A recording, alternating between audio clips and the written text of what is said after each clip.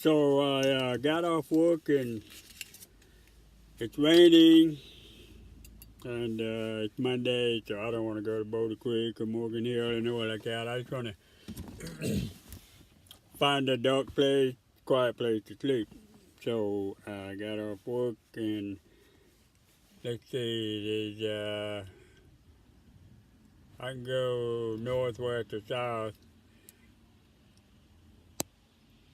North and south are going to just take me into the traffic.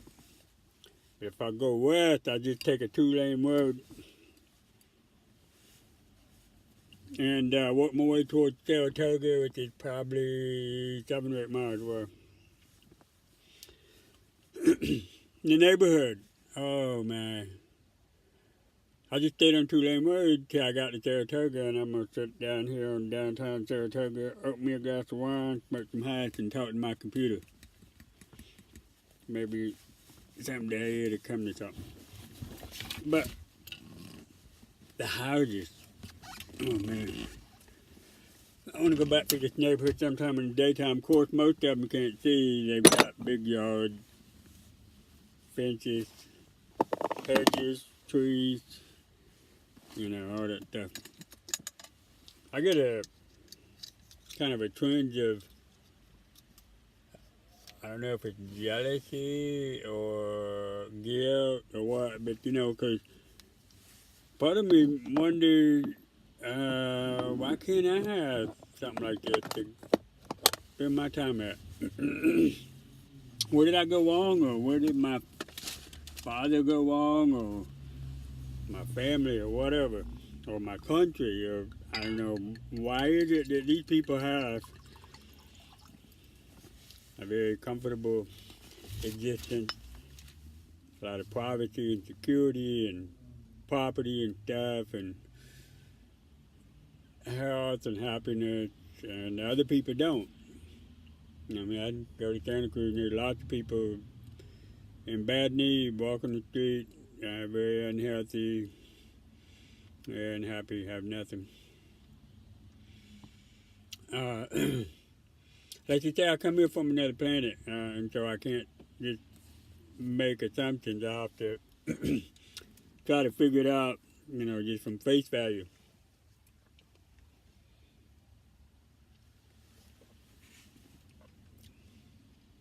Can't. I mean, quickest thing is to just think, well, these people did the right thing and these people did the wrong thing, which means I did the wrong thing. And I know that ain't true. I've always done the right thing. I ain't never done the wrong thing. To nobody, to myself, to the country. I hit a girl once, shot my girlfriend for breaking up with me. The only girl I really liked. Well, actually, I loved them all, but, you know, the first one, the one that had the most power over me, I couldn't give it away after that. But when that was broken, I slapped her. Many times I wanted to hit my sister, but never did because she was violent and she'd get angry and come at me. And I did give her a spanking one time. And I did time in the mental hospital for her. The vacation with me. That's another story. But, yeah, I'm a peaceful person. Let's see, I spanked a couple of dogs, and that bothered me. I wish I'd hadn't, because I know in a dog's eyes it's just an ultimate humiliation to be spanked or hit or anything like that. So I go through life looking for truth, understanding, and happiness. Of course, I could do without the truth and understanding, but my mind is alive and it needs food, and words seem to make it happiest. Words that, you know, like, if you've read Balzac, you know, read and reread his sentences to try to figure out what he's talking about, the great beauty, I mean, even it even comes to in translation. And not just him, but a million other people. Some people just write a lot of trash and a lot of garbage, and a lot of people pay for it. It blows my mind. I go into these places and see all these novels, all this fits in, and it's just words on the page and all kinds of fancy words, but it doesn't do anything for the imagination. I got to take some books and I find them. I don't know how it is for other people, but anyway, if the people in the houses are happy, I would imagine that they're happy because they do the same thing I do, which is read a lot and stay busy. I love reading. I get up every morning, it's the first thing I do, and I wish I could just do it 4 hours a day. I guess if I ever really, truly retire, I'd spend a lot more time reading and gardening, and of course walking and watching movies and just being happy with people and nature. But okay, anyway, get back on the subject. I don't read for entertainment. I read for, to edify my mind, to raise it to stronger reasoning powers.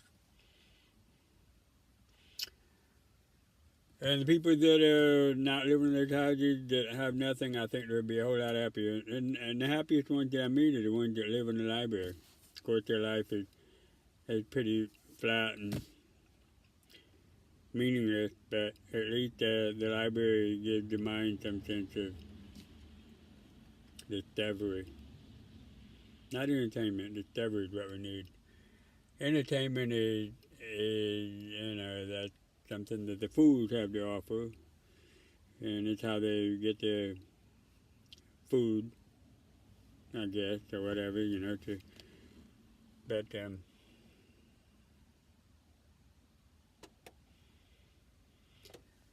okay, I'm not living in a house.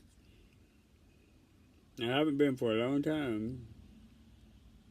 I don't know many people that live in those kind of houses. I mean, it blew my mind. I thought I was in Miami, but there's a lot of trees and it's just beautiful. These people are so fortunate, in my opinion. But that doesn't make me any less fortunate because I have one thing they don't, and that is where they have freedom to do what they want, but they're all spending a lot of time in one place or in several places and with the same certain people, which three things I'm not. I'm spending my time all over the place and with a lot of people, mostly strangers. And I don't know that they would necessarily be happier than I am. I'm very happy. Turn off.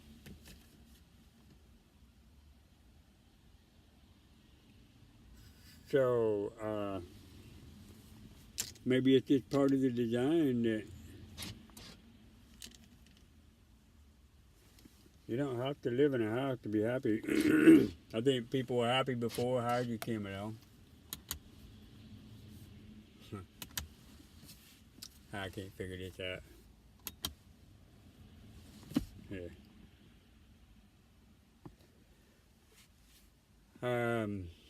Yeah, I look forward. I don't really imagine that someday I'm going to live in one of those houses. Maybe I'd be happy if I did, but I'm not trying to make it work out so that happens.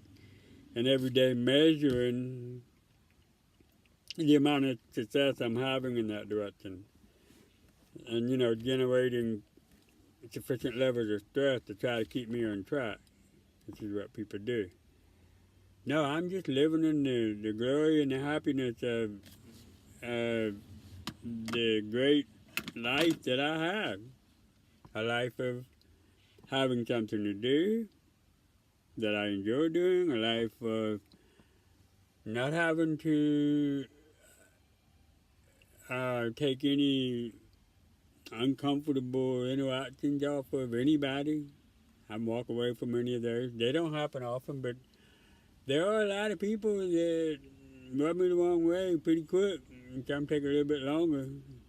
I just want to smile at them and wish them the best and not really shake them or anything. I don't know what to do. I hope that maybe they get curious as to what's going on in my mind. Try to reproduce it in theirs because I'm happy. I hope I live to be 1,000 and look back and see this video 800 years from now. And since I hope it, I believe it. You know, I'm not phony and shallow like all these people that already for them now. Okay. I want to bring this up. I got off work. I wanted to go right next door and drink a glass of wine or a glass of beer and read from one of the books I found in my library yesterday. I really want to do that, and I might meet a girl if I went. You know, there's always that possibility. And, you know, I meet him and it just clicked, and I'd like to meet that one that's going to click forever. Hasn't happened. But anyway, so I wanted to go there because it's rainy and I don't like to drive in the rain. I don't like to drive at dark. But I can't. I feel this intense loathing for 60 Hertz.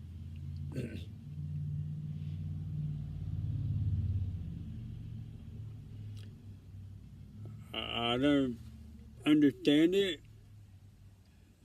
but to me it's very similar to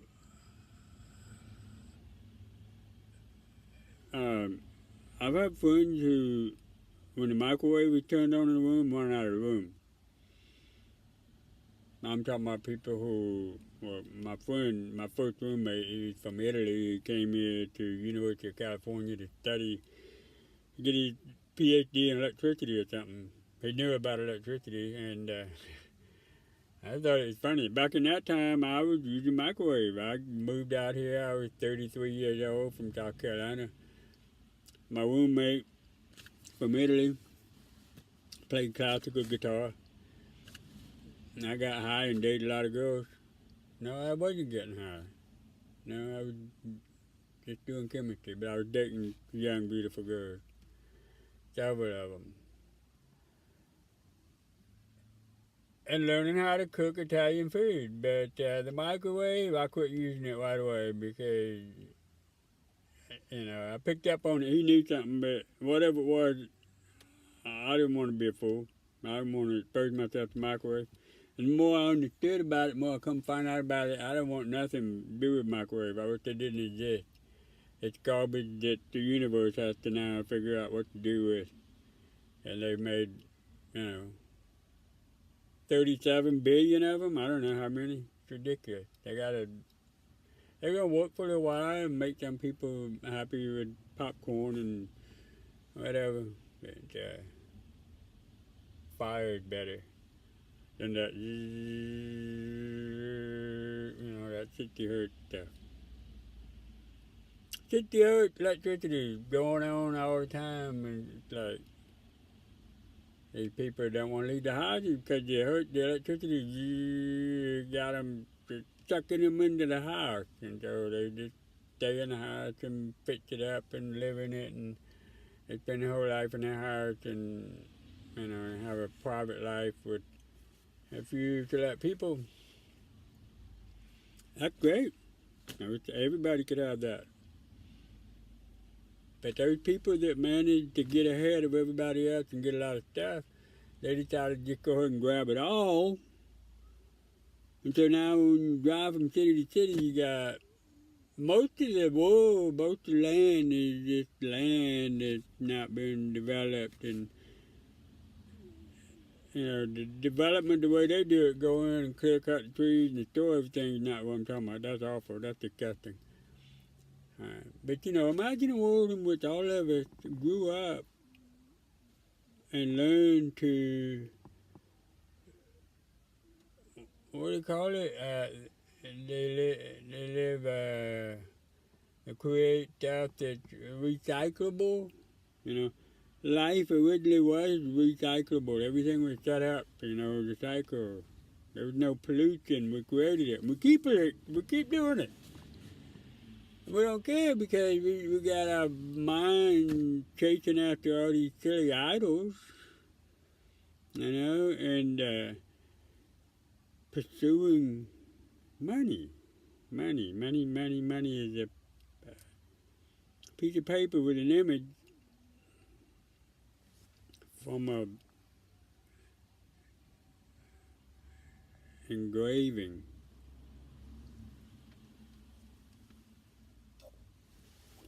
Graven images. There's two sharp eyes. That's all I can say.